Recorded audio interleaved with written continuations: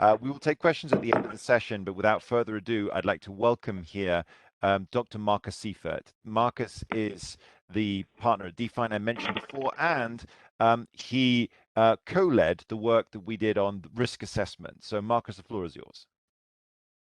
So thanks a lot, Peter, and I'm really happy to be here after, I would say, 2 years of very intense work with all our collaborators in the EEFIG working group on risk assessment. And I'm very proud to present today our results here that have been published now officially on the EU Commission's publication site. So please have a look also there and look into the details of what I will try to summarize now in this short period of time. So maybe we go to the first slide. Thanks a lot. So what have we been doing? So our task was actually to find out whether there is a risk differential between green and less green loans. And in particular, we have been looking at mortgages, foremost retail mortgages. And we've been trying to find out really based on existing evidence, on academic studies, on papers, but of course also on our own research. And thanks to our collaborators in the banking sector here, we also were able to actually conduct research on our own, so to analyze data. Then the banks analyze the data to find out how the risk differential actually looks like. And I think this is really one of those studies where we can look into and can refer to, and we see later on how this was also picked up by the European supervisors. So give you a bit of background who has been participating. So we had like 50 to 60 participants in the working group. We've been working in national hubs, so basically looking at the country specifics of our topics. But we also had a methodology hub, which was intended to actually support our participants in getting the right kind of data, finding out what can be analyzed, how to analyze, and really come up with some hopefully conclusive results here. So we spent 2 years with analyzing basically 4 questions. So the first one being, to what extent is the asset energy performance actually correlated with the credit risk you can measure? And you might know that banks actually are very sophisticated in terms of measuring credit risk. And we really wanted to see whether there is a quantitative correlation in there and not just, let's say, having some kind of philosophy on that one. The second question was, how does this factor driving the credit risk linked to those energy efficiency factors actually varies over the different countries, but also over the the typical drivers of creditworthiness, so being income or wealth, so family status and so on. So I mean, they're very clear and well-established drivers of that one. And of course, we want to see, is there any extra information we can find out in our analysis, which is going beyond the already established factors which are established in the banks. And last but not least, we also tried to elaborate a bit on what could be the causal link. And I have to admit, that's a pretty complicated question. So we have no final answer there yet, but we are very happy to show you statistics which could lead to actually finding out what the causal links are. So thanks again to all my authors here, so to Peter, Carsten, Dara, and of course our collaborators in the banking sector, which I would mention later on. Let's go to the next slide, please. So, and to cover the first main part of our report, let's have a look at the value side. So the valuation of buildings in particular, which are financed by mortgages. So the question was, can we see actually more evidence on a green premium, given the studies of which are out there and maybe the data inside the banks? And here we actually found that there's a wealth of studies out there. So a lot of academics have been spending a lot of time analyzing huge data sets to come up with this kind of analysis. So we decided here to basically look at those studies and try to come up with a common conclusion between those different studies. And to give you a bit of a background why value is really something very important and also how this is linked to risk. So if you look at how banks actually treat the value of a collateral to a loan, to a mortgage, basically you can take like the face value, so how it's sold on the market, but you always have to discount for the risk which you actually have in those buildings. And risk can be, of course, financial risks. So basically, for example, flooding events, if insurance doesn't cover it, but it can be also related to the value development of the house. So for example, if you have a less energy efficient home, it might turn out that actually the future cash flows are a bit lower in a sense when you want to sell it.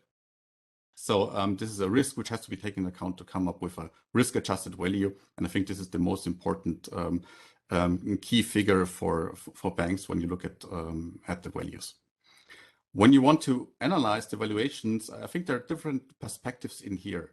So, I mean, of course, you can take today's value, the market value, it was sold for, I don't know, 500,000. You can look at those values, but of course you have to be aware what's driving those values, and you have to think about the past and the future. So talking about the past, of course, we have a lot of data on the past, so we can see the recent developments in the valuations, in the prices of buildings. We can take this into account and, of course, can try to find out what are the drivers, how this will project into the future, and come up with some ideas on how this might turn out in the future. When we talk about green premiums or brown discounts, I think we have to be very well aware that these are not yet fully reflected in current valuation. So this is certainly something which will pick up in the future. You see to some extent already now.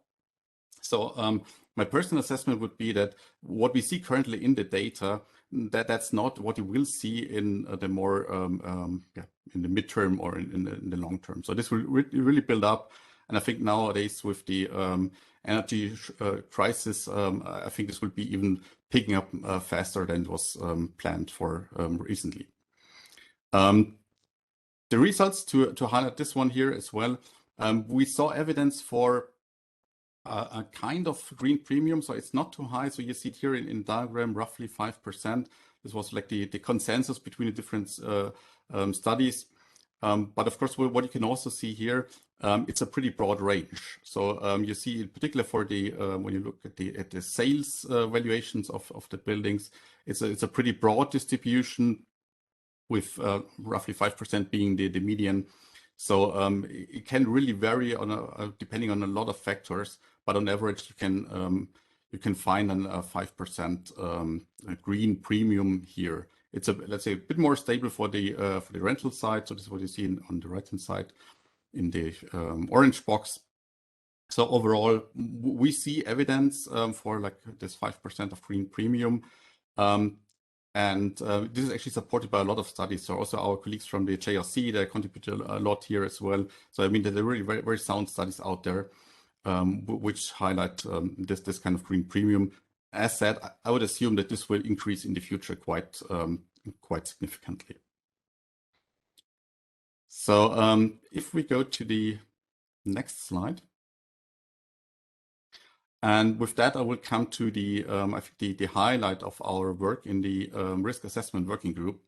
And that was really the primary research we've been doing together with our supporters on the banking side, on the mortgage business side, because we really tried to collect data to show whether or not energy efficiency of a building is a credit risk factor, whether it really drives risk or reduces risks.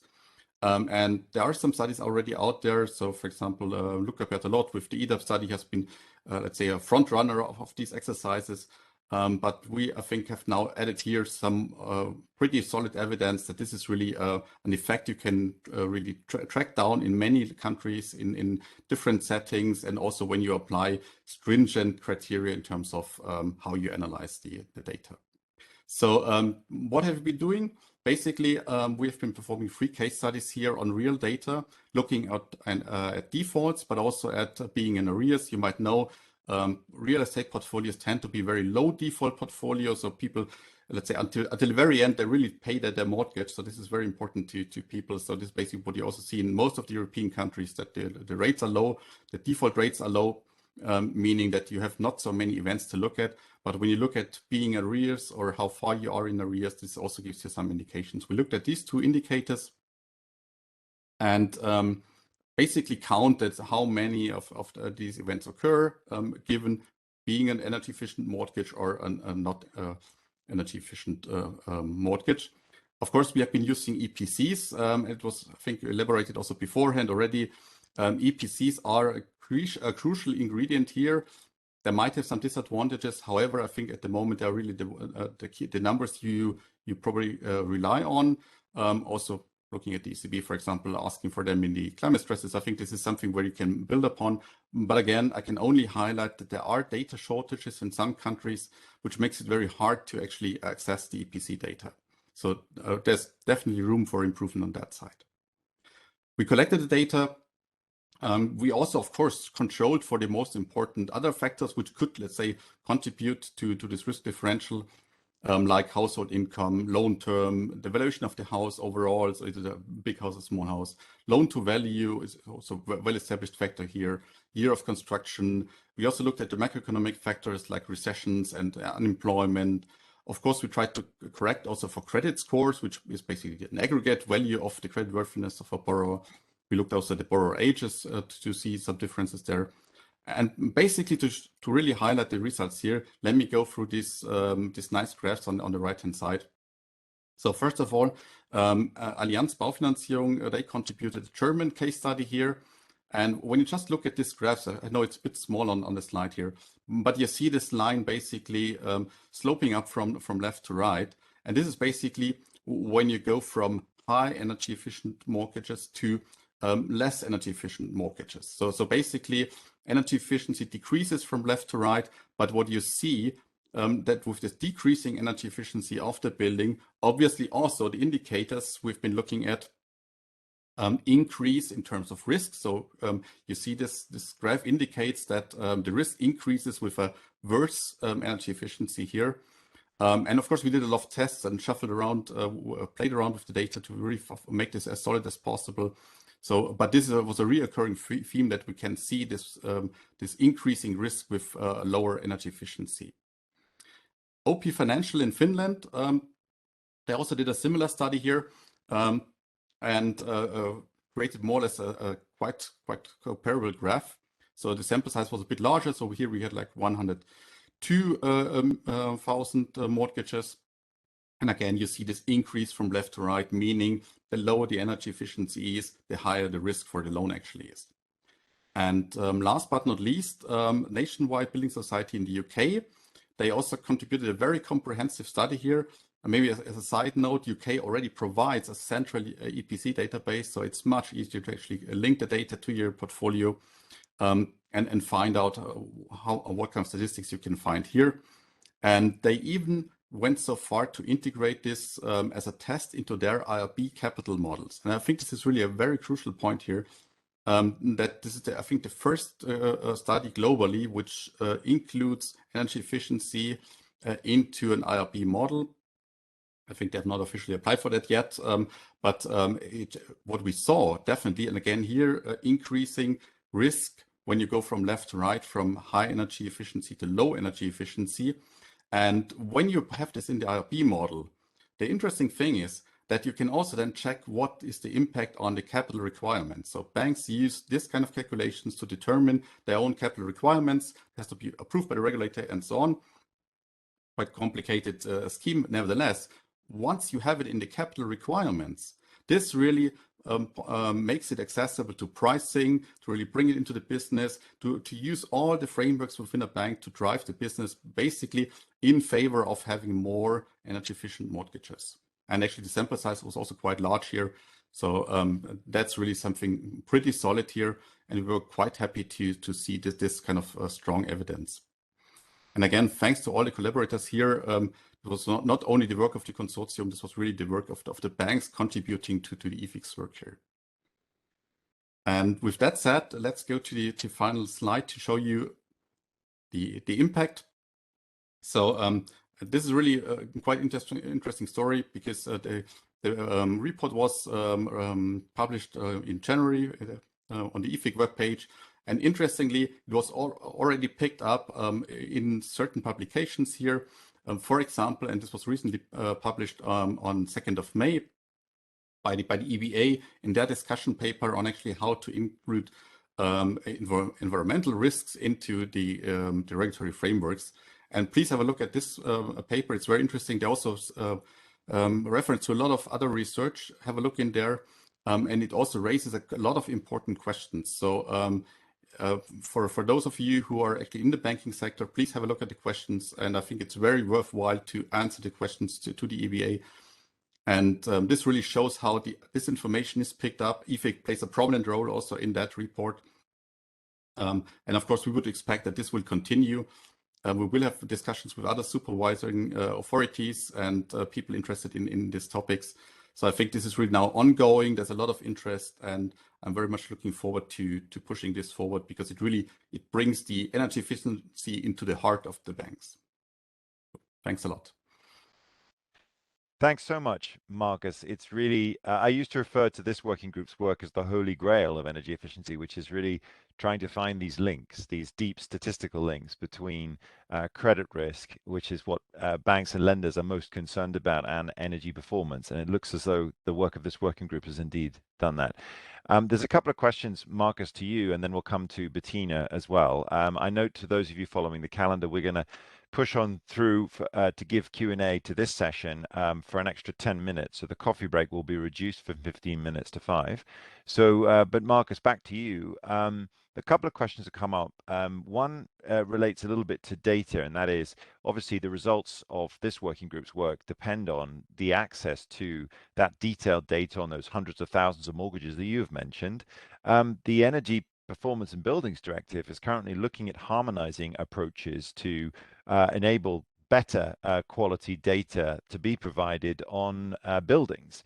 So is that something that you think is going to help banks? It was one of the questions. And another one, I'll ask both, was, can you just elaborate more on some of the interpretations that the working group members had discussed for the correlations that you have observed? So Peter, maybe to your first point, I think that the data issue is really something which is, I mean, talking to banks, you always encounter it's data, where to get it from. And what we see is a quite inhomogeneous landscape within Europe. And I think this certainly has to be resolved and has to be made more accessible. And I think accessible in a sense has two aspects. The first of one is we really have to know what we are calculating. And just to make people aware, when we talk, for example, about EPCs, I mean, even when you make an EPC, it's not only somebody looking at your house, it's really like a model in itself. So there's a calculation formula. We have to really align on those formulas, how they are done, even simple things on how to calculate the square meters of a house, to really come up with high quality data, comparable data across Europe, and make it accessible to those who really need that data, for example, financial institutions. This can be a public database. There are other ways how to share this data, given GDPR, for example. But really, we have to make this accessible. And this is the second aspect, really, the accessibility. That's key. So either we have like a database where we can simply look it up, or we have easy calculation methods to actually reproduce the numbers we are looking at. So let's say when we think about scaling those approaches up to a European portfolio, I think we need very clever and advanced approaches to do so. And I think there are some shortcuts. We will hear about them tomorrow. And we really have to think very hard to how to implement them in a best manner, in an efficient manner. And thanks, Markus. Sorry, no, I was going to say it was a loaded question because, of course, tomorrow on day 2, the sort of members-only section for debate of these issues. I know you're leading the data working group, which, of course, has its work open currently and isn't expected to produce that final work until the end of this year. So clearly, those are issues that we can certainly pick up. Sorry, did I interrupt you? Did you want to answer the second part? I was about to elaborate about the interpretations. Please do. So, maybe just a brief word on that one. So, I mean, I mentioned that the causality, I mean, this is also something we need to understand better. So we have to really also think about how we can set up studies which track this down to, is it that you can avoid effects like, okay, it's just the income differential. I mean, we did a lot of these kind of controls. But of course, this is also something we have to find out what's driving here, the perception also of the values, but also, of course, of the risks, because this really, we need to understand to properly integrate this into the risk management of banks, but also into the supervisory frameworks. Brilliant. Very much appreciated. Bettina, a few questions, I think, for you. Please take them in whichever order. So we have one which talks about in the recommendations, you mentioned, I think, guarantees, but the question is, how does the EEFIG work recommend how EU policy instruments can better leverage capital from institutional investors? That's one. Then we have another one which references the fact that ING showed a carbon intensity metric for their whole mortgage portfolio and how they were going to lower that over time. I think Bianca mentioned a minimum energy performance certificate of C, and the work that they were doing in the form of a mortgage portfolio standard, which indeed was also one of the recommendations for financial institutions. So the question is, how does a mortgage portfolio standard support minimum energy performance standards, which you did mention in your own presentation? So if you wanted to take those two, and then we may stop for further questions. Okay, so I hope I properly understood the nature of the questions. The first one related to how to involve EU guarantees, or how to make use of EU guarantees. The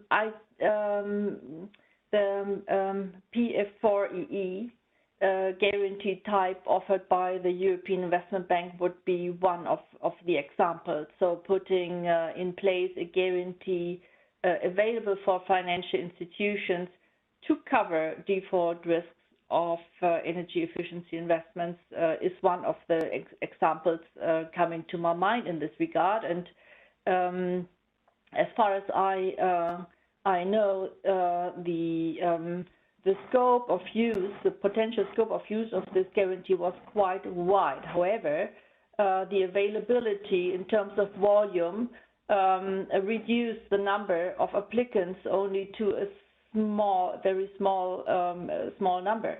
So making use of this and promote these kinds of guarantees, we think could be very useful to make more financial institutions benefit from public guarantees. I hope this covered the question. And how to introduce portfolio guidelines in terms of energy performance. Well, at KfW, we developed a sector-specific guidelines to make sure that the CO2 emission in the portfolio of promotional loans follows the right direction to reach net zero by 2050. So introduction of sector guidelines is one of potential ways to achieve this. Could you repeat the question, please, for me, Peter? Not sure I got this right. Yeah, so it's about mortgages. KfW, obviously, but also, so the EEFIG report that you described recommends a mortgage portfolio standard, which is something that's also under discussion in the context of the EPBD. And it's also something that ING uses. They basically showed a graph where they look at the Paris Agreement and they look at the carbon intensity of their entire mortgage portfolio. They look at the EPCs that they have and they drive that down a track for the future. And that's how they plan their conversations with clients. So I think the question was, how does that sort of match and support minimum energy performance standards? That's the thing where, you know, certain groups of properties in subsectors are required by law to be above a certain minimum energy performance standard by a certain year. So yes, a very useful approach actually, and applied by a couple of countries in Europe already. And in Germany, so at least from the KfW point of view, we use a slightly different approach by introducing, with the same direction, sector-specific guidelines. But all in all, I think the introduction of mortgage portfolio standards is a very useful approach. Brilliant. Well, there's a question for either one of you here, which has been written by Judith from the Architects Council of Europe. So this is a question that relates to financial products for energy efficiency and how they might be better designed to incentivize high-quality spatial functioning and environmental retrofit. So this is about, Markus, your statistics showing that greener properties tend to be more valuable. how can financial institutions really, in their day-to-day business, take account of that increased value? Yeah, thanks a lot, Peter. I think that's a very important question because banks really have to, let's say, also incentivize their customers to actually, for example, go into retrofit and really do their renovations. We have heard from ING that some people are actually reluctant to do so for whatever reason. So one has to overcome that barrier. And I think the only way to do this is really by designing the appropriate products and making it easier actually for people to invest the money, because I think there's a large group of people who actually want to invest. And when you use tools like the KfW calculator, which also was shown by ING, if you have a clever way to actually get the data that you already know your client, which you're talking to, before when you let's say try to sell a renovation loan, I think this is very important to make it as smooth as possible and really increase the uptake. So the product design from a financial perspective, but of course also from the procedural aspects, I think that's very important, and there's a lot to gain, I guess. Okay, I think this is the final set because we're getting to the break, but a couple of questions for either one of you or perhaps both of you like to take a crack. The first is maybe to Markus. Do you have information, or have the banks looked at replacing energy performance certificate ratings to the actual energy consumption per meter squared, and does that change at all or affect the results? And maybe perhaps Bettina, you can sort of help us from the German perspective, because I know KfW thinks about this.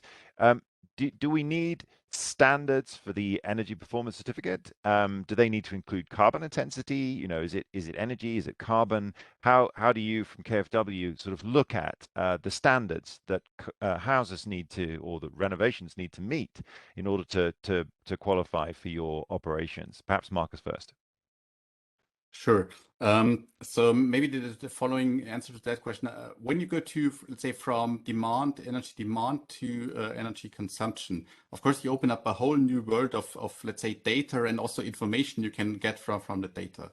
So in my perspective, consumption data is a lot of behavioral data, which is very valuable, for example, for risk assessment. But of course, it also tells a lot about people, for example, how you live in a home, how many people are there, what the behaviors are. I mean, sometimes you can even track when they go to the shower. So the question is, I think we have to find a compromise which leverages on the wealth of information in that data, and see what is really what are the most important factors for example, for financial institutions, and how we can transfer that information in a secure manner. Because I think that there are some privacy aspects in here which should be, of course, considered. So from my perspective, I think the compromise is somewhere in the middle. So I guess full consumption data from smart meters directly into a bank is probably not the way which is really feasible.